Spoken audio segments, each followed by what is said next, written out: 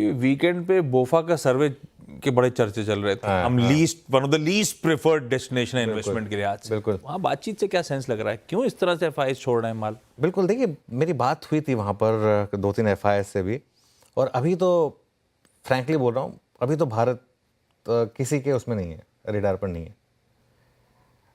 और यही बड़ा सवाल है कि हम अकेले क्यों पिट रहे हैं। क्योंकि एफआई की सेलिंग बहुत ज़्यादा इंटेंस हो गई है।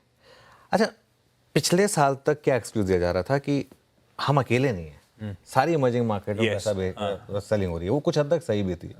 लेकिन इस साल तो हम कुछ हद तक अकेले ही पिट रहे हैं। यतिन ने एक रिसर्च की थी, मैं उसको रिपीट कर रहा हूँ। 2025 में आप एफआईएस का बिहेवियर देखिए। चाइना में उन्होंने $9.6 बिलियन डाला है, अभी तो 2 महीने पूरे भी नहीं हुए। $9.6 बिलियन, और ब्राज़ील में $1.5 बिलियन डाला है। आज थोड़ा सा हमारे लेट चल रहे हैं ग्राफिक्स, कोई दिक्कत नहीं।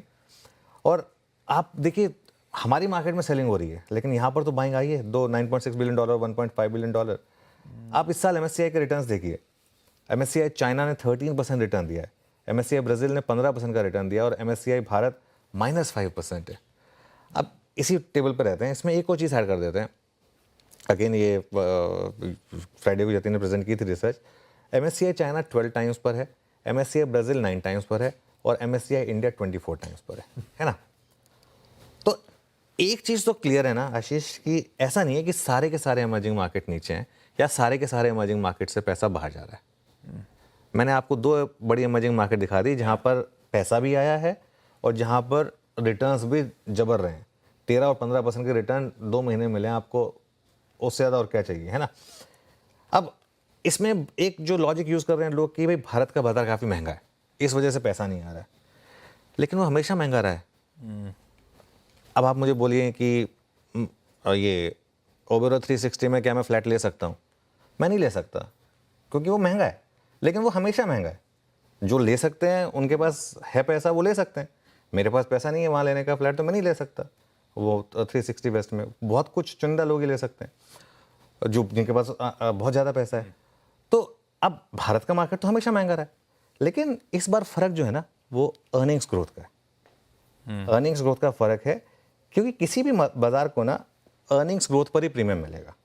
अगर आपकी अर्निंग्स ग्रोथ स्ट्रांग होगी तभी आपको प्रीमियम मिलेगा। मैं एक एग्जांपल देता हूँ।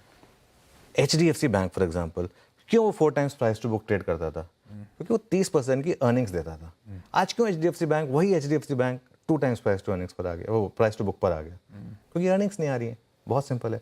बजाज फाइनेंस को अभी भी वो मल्टीपल मिल रहा है जो बजाज फाइनेंस को पहले मिलता था, क्योंकि बजाज फाइनेंस की अर्निंग्स अभी तक इंटैक्ट है।